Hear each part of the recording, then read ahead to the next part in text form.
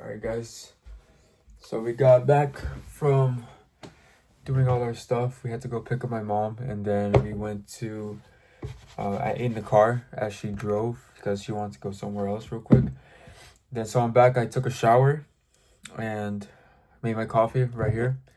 And now I'm gonna do is a little bit of reading. I love to read right after I shower because I have some just like classical music playing when I shower, and then I just transition right over to reading, so that's not like a hard dopamine switch, right? Like if you notice, you go from like playing video games and then you try to do homework, it's very hard to do that, right? It's because your dopamine switch is like it crashes essentially. It literally crashes because your dopamine's up here, and then you try to do something like more focused work and then it just drops, right? So that's why I take a shower and then I just go straight to reading, because if I like go from my phone to try reading, it's super hard for me to focus. So there's this book I'm reading, Atomic Habits.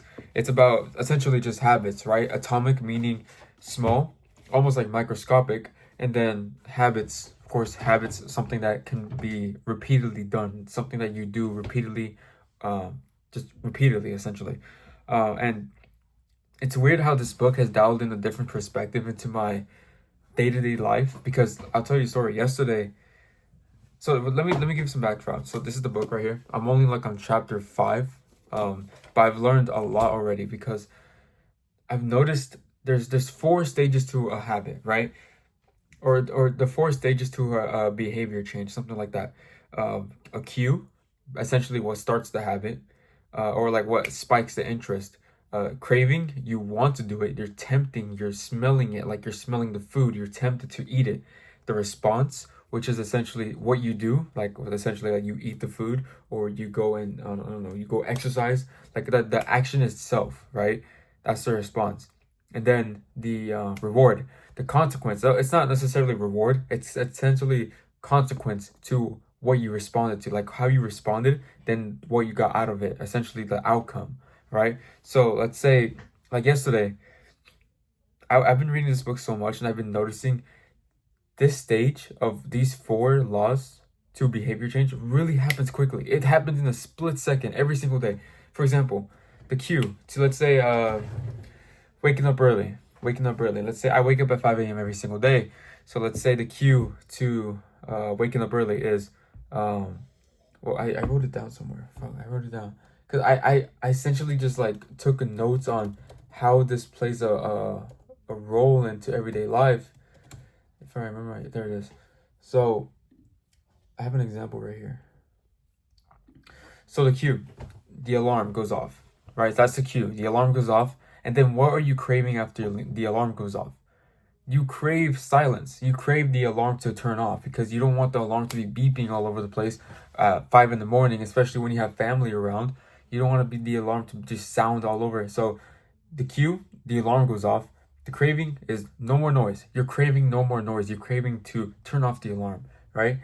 And then response, you turn off the alarm, right? But this is, put your alarm, again, this is a side note, put your alarm far away from where you sleep, because that's going to really help you just get up, and then you're going to be awake as soon as you get up. And if you go back to sleep after your alarm goes off and you turn it off, then there's no fixing that. You just have to, like, you're just not developed enough or disciplined enough to actually get up and not go back to bed. So essentially that's the response. Cue, alarm goes off. Craving, no more noise. You're craving no more noise. You want that alarm to turn off. So you get up and you turn off the alarm. And now the reward is that you're awake now. The alarm is off and you're awake. You're actually awake and you're standing up and you're not going back to bed. Because if you have the alarm right next to you, you could just easily just turn it off right there and just stay in bed. But an example was that, not an example, but what this book talks about is that once you start building habits that are aligned with your future self and that are aligned with your goals, and you actually consciously see what habits you do, you're gonna want to change the bad ones and turn it to good ones, right? So essentially, let's say for me, I want to be big, shredded, muscular, with abs and stuff like that, right? What does that person do? What is his habits? He probably, probably stay disciplined. Wakes up early, tracks his macros, all that stuff. Hits his workout even when he doesn't feel like it. He let's say he has confidence, he has really high confidence. So what does he do to get confident? Well, confidence comes from competence, which you can get competence from just actually doing actions. You can get confidence from actually getting evidence of taking action. You're hitting the gym, you're hitting your macros, you're doing all these things that are going to be all these habits that align with that future self of mine, which is big, muscular, confident, and just well-rounded in life. I was in the drive-thru yesterday. This is a very odd switch, but after work yesterday, I get off of work at 9 o'clock, and it's super late. I'm tired. Sometimes I'm even hungry because I don't want to eat too late. I was off work, and I went to the Wendy's drive-thru. Okay. I was craving this grilled chicken sandwich and the Parmesan Caesar salad. I had never tried those things, but I've been making all these food videos on my Instagram that I was kind of looking for fast food places that can have high protein, low fat alternatives in case you can't have whole foods all the damn time. So I went to go to the drive-thru, and I felt so out of place. I felt super out of place because it was after reading this book, just after reading this, well, it's inverted, but after reading this book, I'm I turned the subconscious thinking into conscious thinking. My subconscious was telling me, go to the drive-thru, order your food, eat the food, and, indulge. But now after reading this book, I was just getting conscious of every single thing that I do now. And so I was consciously thinking, I'm in the drive-thru of a Wendy's. Normal cars around here, not a single confident, big, shredded man in sight. Obviously, it's 9 o'clock at night. It's a Wendy's drive-thru. Of course, there's not going to be any of those. Except me. I'm not big. I'm just defined and muscular, right? I have all these habits that align with my goals. So when I went to the drive-thru, I was just looking around. I was consciously looking around. Am I really that hungry to have to order a grilled chicken wrap and a Parmesan Caesar salad at Wendy's at 9 o'clock at night? Not really. Does that align with the person who I want to be? Do I really want to be? Now, you can say that I'm overthinking all this and say, oh, just do it one time and just don't do it again. But you don't get it. That once you set a habit of oh, you're eating your foods. I was eating my meals. I'm eating my macros. I'm tracking my foods. I'm hitting my workouts. I'm aligning every habit with who I want to become in the future. Once you try to do a bad habit that you've once done, it's super hard to go back to it because you're just it's so unaligned with your habits or the habits that your future self is gonna have that it's just it feels so weird. So you know what I did? I got out the drive-thru because I felt super weird. I'm serious. I have a Snapchat video of me talking about this last night. It's super weird. And so I was I had my macros. My macros are precise today. They're so precise today.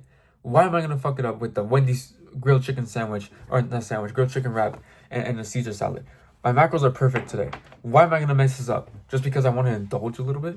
Just because I'm making an excuse to oh, you're doing so well, you deserve this. That's literally what my mind was thinking. I was making the unconscious thinking conscious, right? And if you read this book, it'll make a lot more sense. I promise you, it's gonna make a lot more sense once you read this. But it just made this mindset shift of I can't even go back to the normal habits that I used to have. The normal habits meaning the bad habits of me doing all this degenerate stuff, eating all this fast food, not taking care of my face, not working out, not taking care of my body. It's I can't imagine a life with that anymore. I've totally killed that person of me. That old version of me, I totally killed him. Right? And it's not to say that I'm gonna be perfect and I'm gonna be a magical angel and just do nothing or do everything perfect for the rest of my life. I'm just saying that this is now the new life I must live based on the person I want to become. I have to align with all my habits in order to get to that person. Because you're not just going to wait for your future self and just say, boom, I'm just a new version. No. You have to align everything now to who you want to become. And this book has really talked about it so much that I'm not even halfway through it yet. I'm not even halfway. And it's caused this mental shift in my mind. I'm gonna put this watch on. This mental shift in my mind where I can't even go back to the old habits I had. It's super weird. I'm telling you, man, this book, I'm not saying that this book is gonna change your life. I'm not saying that because you have to implement it. You have to actually apply it. You can't just read it and expect your life to just change, right? But even with any book, your life is not going to change dramatically, even if you apply it, right? But you can have that mindset shift that can change the trajectory to where your life is going, even if it's a small angle. Think of it as like an asteroid. Let's say the asteroid is like millions of miles away, right? The best moment to change the trajectory of an asteroid, if it's going towards Earth, is when it's the farthest it is, when it's so far away from the Earth, right? So the best way to change your habits is to do it now before they get more, ingrained in yourself and you can't change in the future. Because let's say you change the trajectory of an asteroid by like a quarter of an inch when it's millions and millions of miles away. That quarter of an inch can make all the difference to where that asteroid tends to end up and not hit the Earth. But it's only when it's super far away.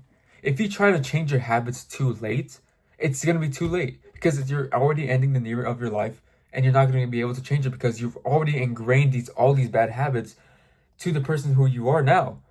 So the sooner you can change this, especially if you're young, the sooner you change it, your trajectory of your life, it may not shift automatically like tomorrow or in a week, but when in 10 years, you're going to be in a totally different place.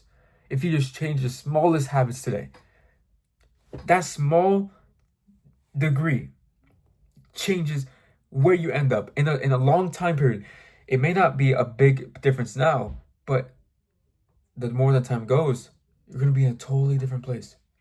That's the beauty of this like little shift that you can make as soon as possible. So I encourage you, not even just read this book, but read other books too, to cause this mental shift where your old habits are so like you can't even stand them anymore. You can't even stand them anymore. And now you're only aligned with the habits that are good for you to now you ask yourself before you even do something. Now you're conscious about it. Before you even do something, you're like, does this align with the person I want to be? Does this align?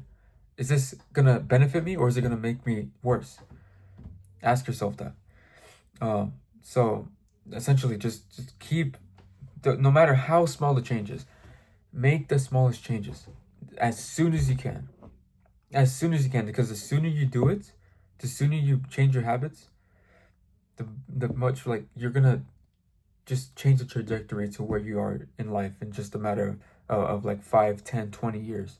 The longer that it is, the more better it's gonna be. So give yourself time to change your habits now by doing it now. I don't care how old you are, but this just mindset shift of, okay, if I change it now, I will be in a totally different place in the future if I do it as soon as possible. And I ask myself before I make a decision, does this align with my goals? Literally, that's why I got out the Wendy's drive-thru, because it was like, oh, am I not going to be in the Wendy's drive-thru like literally years down the future, maybe a couple times. But it's not going to be, I don't want it to make it a regular habit, because once you do it once, it's so much easier to do it again. So much easier. And that's why I'm super cautious with everything that I do and the time that I give to my habits, because I know my future self is going to be wanting to journal, reading the declarations. Sooner or later, I want to start reading actually the Bible, because I want to because it's so confusing. But I know that I must just conquer that confusion in order to understand it, and just ask the God to bless me with the knowledge to understand His scriptures, right? Journal, Bible, pray, working out, Whole Foods, confident, all these different things. You have to align your habits with that type of person. Not even that type of person, but the person you want to be. Not just my description, your description of who you want to be. Okay? Change your habits now, as soon as you can. And in years to come, it will actually change where you are in the future dramatically. All right? See you in the next one.